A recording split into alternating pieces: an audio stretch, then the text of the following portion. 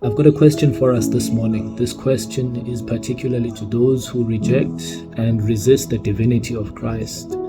So this would obviously be your Muslims, your Christadelphians, your Jehovah's Witnesses, and your Marcionites.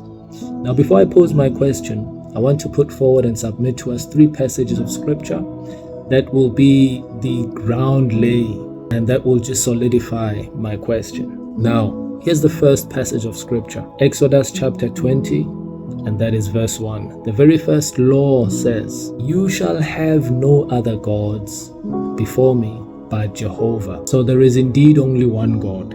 The second passage of scripture is found in the book of John chapter 14 verse 9. Now Philip over here speaking to Jesus, and Jesus is with Philip and the other disciples. Now Philip says, "Lord, show us the Father.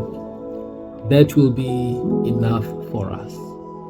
And Jesus replies and says to Philip that, "Philip, I have been with you all this time, and you still do not know me. Anyone who has seen me has seen the Father. How can you say, 'Show us the Father'?"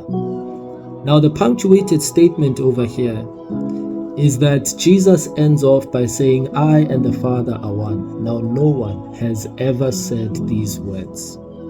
The punctuated statement for the previous passage of scripture was that there is only one God, and indeed there is only one. The punctuated statement for this passage of scripture is that Jesus ends off by saying, "The Father and I are one."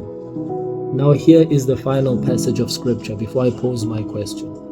The book of Luke chapter 9 verse 34. It says, "While Peter was speaking, a cloud appeared." Now this is in the transfiguration.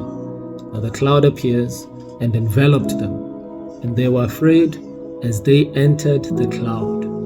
Verse 39 says, "And a voice came from the cloud saying, 'This is my son, whom I have chosen. Listen to him.'" 36, after the voice had spoken, only Jesus was present with them. The disciples kept this to themselves.